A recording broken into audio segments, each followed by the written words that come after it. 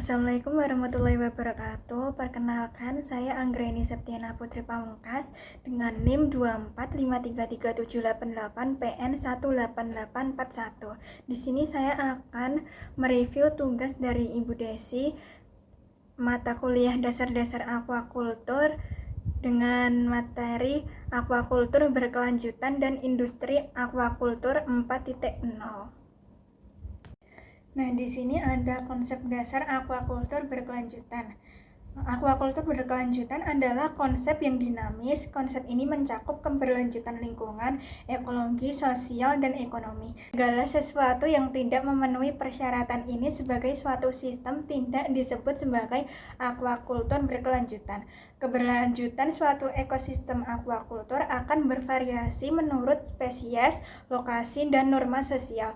Untuk memenuhi permintaan populasi yang terus bertambah dan kurang mampu secara ekonomi, pengembangan aquaculture berkelanjutan telah dipadukan dengan kegiatan aquaculture yang difokuskan pada produksi ikan berskala besar dan terjangkau. Isu-isu utama dalam mencapai keberlanjutan dalam aquaculture dapat berupa intensitas operasi budidaya, salinitas tanah dan air tanah, kerusakan hutan bakau, dampak lingkungan dari bahan kimia air dan terapi, ketahanan di habitat perairan, residu obat dan hormon, dan lain-lain. Di sini pada aspek teknologi terbagi menjadi dua, yaitu ada spesies budidaya dan sistem budidaya. Pada spesies budidaya terdiri dari sifat makan, yaitu ada herbivora, karnivora, dan omnivora. Lalu ada asal ikan, asli, dan introduksi. Lalu pada sistem budidaya terbagi pada wadahnya yang terdiri dari bak, kolam, tambak, dan lain-lain. Lalu ada teknologi, yaitu ada ekstensif, semi-intensif, dan intensif. Lalu ada jumlah spesies, yaitu ada monopolikultur. Lalu spesies budidaya dan sistem budidaya ini menjadi daya dukung sistem budidaya atau carrying capacity. Ada aspek lingkungan, yaitu ada dua, pengaruh aquaculture terhadap lingkungan dan pengaruh lingkungan terhadap aquaculture. Pada pengaruh aquaculture terhadap lingkungan, yaitu ada konflik penggunaan lahan dan air, lalu ada pengaruh limbah atau buangan, lalu ikan budidaya lepas, dan lain-lain. Pada pengaruh lingkungan terhadap aquaculture itu ada cemaran dari sektor lain, lalu ada hama dan penyakit, dan lain-lain. Lalu pada aspek sosial ekonomi, yaitu ada dua, diterima masyarakat dan menguntungkan. Nah, yang menguntungkan ini dibagi menjadi dua, yaitu mikro dan makro. Pada mikro, pendapatan maksimal bagi pembudidayanya ini terdapat strategi pengelolaan budidaya, yaitu padat tebar, jadwal tebar dan panen, lalu ada pakan dan pemberian pakan, pergantian air, penggunaan probiotik, bahan kimia, dan pengelolaan limbah, dan lain-lain. Nah, pada yang mikro ini ada dampak peningkatan manfaat bagi masyarakat langsung atau tidak langsung. Lalu di sini ada Road to Sustainable Aquaculture, Turning Point 1 itu FAO Technical Conference on Aquaculture Kyoto 1976. Nah, deklarasi Kyoto 1976 ini menyatakan mendorong ekspansi dan peningkatan produksi aquaculture, penerapan sistem budidaya intensif. Dampak produksi peningkatan drastis, tetapi berikutnya terjadi penurunan karena masalah pencemaran, penyakit, masalah sosial, dan lingkungan lainnya. Selanjutnya, poin 2 ini pembangunan yang memenuhi kebutuhan masa kini tanpa mengorbankan kemampuan generasi mendatang untuk memenuhi kebutuhan mereka sendiri. Nah, di sini pengembangan aquaculture harus dilakukan dengan prinsip-prinsip yang bertanggung jawab terhadap lingkungan dan sosial. Nah, pada poin 3 ini ada aquaculture in the Third Millennium Bangkok 2000. Di sini ada deklarasi dan strategi Bangkok 2000, yaitu seluruh negara di dunia bersepakat untuk melaksanakan strategi pengembangan aquaculture berkelanjutan untuk mewujudkan keberlanjutan sosial, ekonomi, dan lingkungan. Pada poin 4 ini ada Global Conference on Aquaculture Phuket 2010. Di sini konsensus Phuket 2010 menyatakan penangguhan kembali pengembangan aquaculture berkelanjutan, terutama melalui penerapan aquaculture dengan pendekatan ekosistem atau Ecosystem Approach to Aquaculture atau EAA.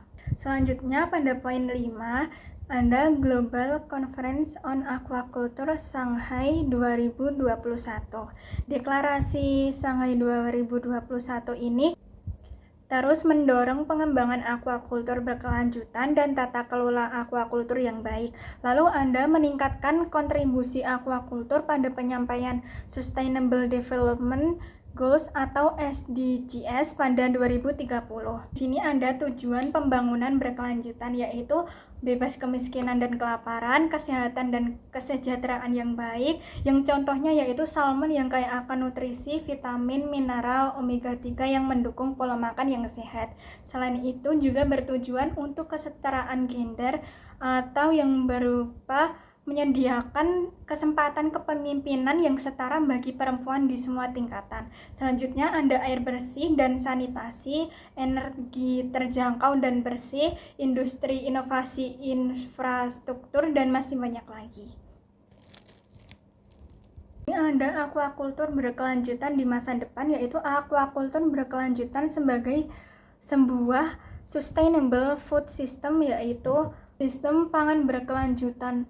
Ini adalah sistem pangan yang memberikan ketahanan pangan dan gizi bagi semua orang dengan menggunakan praktik pangan berkelanjutan seperti mengurangi jumlah makanan yang terbuang dan membuat keputusan yang baik tentang makanan yang kita makan. Kita dapat melestarikan persediaan pangan dunia dan mengurangi dampak kita terhadap lingkungan. Lalu di sini ada implementasi aquaculture berkelanjutan. Yang pertama itu ada penerapan CBIB atau cara budidaya ikan yang baik. CBIB ini adalah sebuah cara memelihara dan atau membesarkan ikan serta memanen hasilnya dalam lingkungan yang terkontrol. Praktik ini akan memberikan jaminan keamanan pangan dan pembudidayaan dengan memperhatikan sanitasi, pakan, obat, bahan kimia, dan faktor biologis.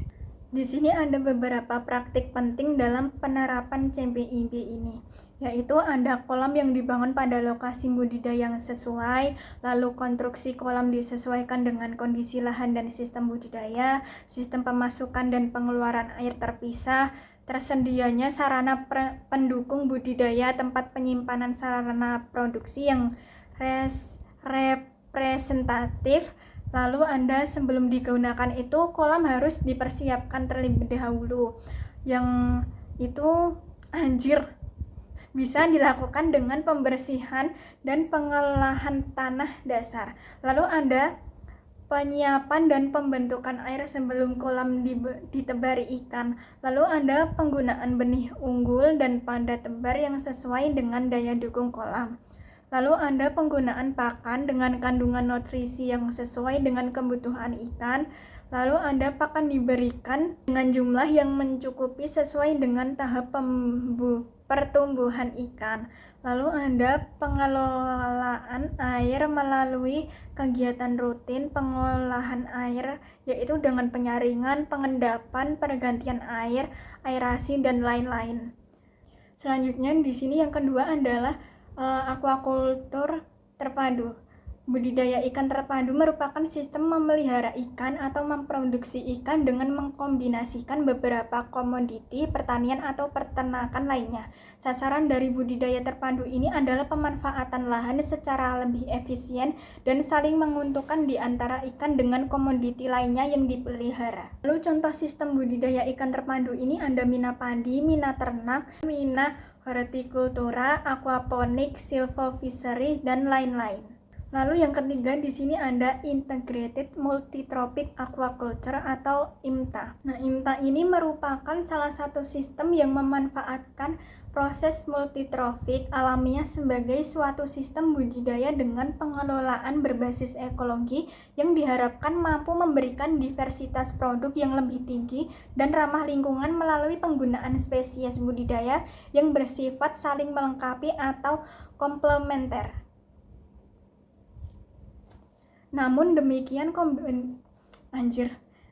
demikian kombinasi spesies-spesies yang akan dipelihara bersama ini harus dipilih secara hati-hati sesuai dengan kondisi dan kriteria hidupnya. Peran saling melengkapi atau komplementer ini dengan spesies lain dalam sistem, kemampuan adaptasi dengan habitat, tingkat teknologi budidaya, dan kondisi lingkungan setempat juga harus diperhatikan. Lalu yang keempat ada polikultur. Budidaya sistem polikultur merupakan sistem budidaya yang menempatkan lebih dari satu spesies dengan tingkat trofik yang berbeda pada satu wadah budidaya. Penerapan sistem budidaya yang terintegrasi antar spesies ini memberikan keuntungan yang berlimpah dari segi ekonomi maupun lingkungan. Karena limbah budidaya spesies utama dijadikan sebagai energi untuk memproduksi biomasa spesies sampingan sehingga akan mengurangi buangan limbah ke lingkungan. Sistem ini merupakan sistem budidaya yang mendukung tercapainya konsep Blue Economy atau Sustainable Development Goal yang saat ini sedang digaungkan oleh pemerintah Republik Indonesia. Penerapan sistem polikultur telah lama dilakukan oleh masyarakat Indonesia.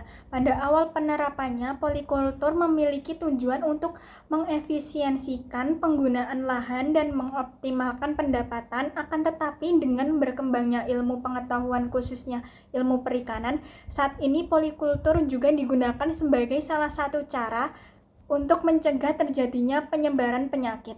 Hal tersebut dibuktikan dengan penambahan udang galah dalam kolam budidaya ikan gurame yang sering terkena penyakit dan menyerang ikan gurame secara spesifik.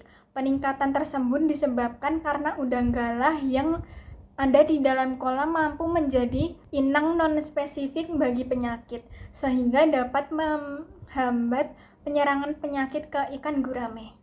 Lalu yang kelima ada sistem aquaculture tertutup dengan pembuangan minimal. Dianjurkan sebagai teknologi budidaya perikanan yang berkelanjutan, diantaranya budidaya dengan sistem resirkulasi daur ulang air atau RAS. Sistem ini dapat digunakan untuk berbagai spesies kultivar atau biota budidaya seperti ikan, karang, dan tanaman air. Selanjutnya di sini ada industri aquaculture 4.0. Ciri pengelolaan agromaritim Indonesia di awal abad ke-20 ini ditandai oleh labor intensif dan pola usaha yang mengikuti warisan budaya. Belum berkembangnya teknologi pada saat itu mengakibatkan proses produksi berjalan manual dengan produktivitas rendah. Bergerak ke akhir tahun 1960 hingga awal 1990 di Indonesia berkembang program bimbingan massal atau BIMAS yang kemudian diperluas menjadi program intensifikasi massal atau INMAS. Program BIMAS menitik beratkan pada 3 komponen utama, yaitu penggunaan teknologi melalui pasca usaha tani, penerapan kebijakan harga bagi sarana dan hasil produksi serta dukungan kredit dan infrastruktur pertanian. Konsep pembangunan agromaritim 4.0 ini memandang darat, laut, dan udara sebagai salah satu kesatuan yang melibatkan sistem sosial, ekonomi, dan ekologi kompleks sehingga membutuhkan pendekatan transdisiplin, terpadu, dan partisipatif.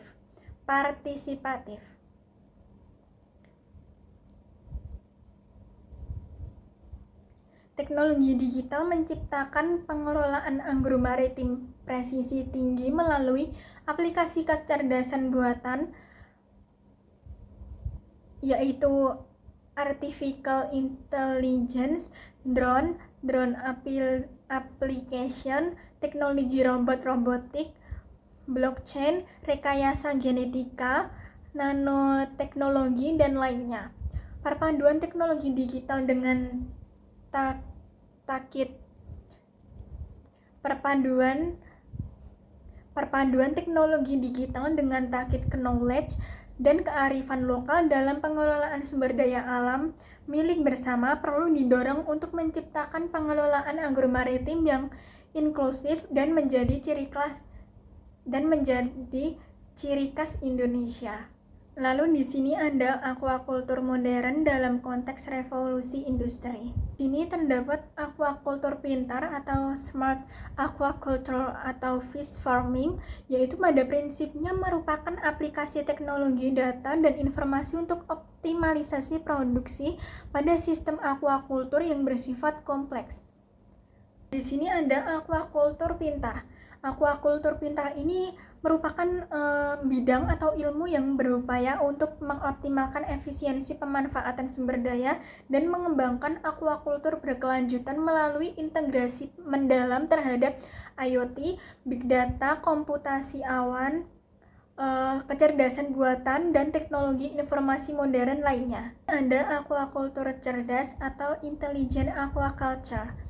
Nah, di sini mode produksi aquaculture cerdas yang mengintegrasikan teknologi informasi modern, seluruh rantai produksi aquaculture, operasional, manajemen, dan layanan aquaculture. Aquaculture presisi ini adalah seperangkat sensor terpisah yang saling berhubungan untuk memantau, menganalisis, menafsirkan, dan memberikan dukungan keputusan dalam operasional farm aquaculture.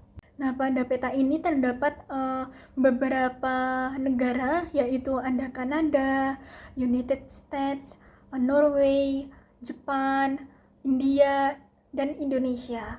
Sistem aquaculture yang berbasis IoT ini dapat memantau kualitas air, iklim, mikro, dan menyediakan fungsi peringatan sekaligus meningkatkan peringatan dini dan waktu respons. Peralatannya dapat dihubungkan dengan kontak listrik cerdas untuk mengendalikan kincir air, pompa, mesin pakan, dan peralatan lainnya. Pemantauan real-time ini memungkinkan pengelola sumber daya air untuk memantau kondisi air secara langsung. Informasi tentang kualitas air, suhu, tingkat keasaman, dan keberadaan zat pencemar dapat diperoleh dengan cepat dan akurat. Sekian review materi dari saya, kurang lebihnya mohon maaf. Terima kasih. Wassalamualaikum warahmatullahi wabarakatuh.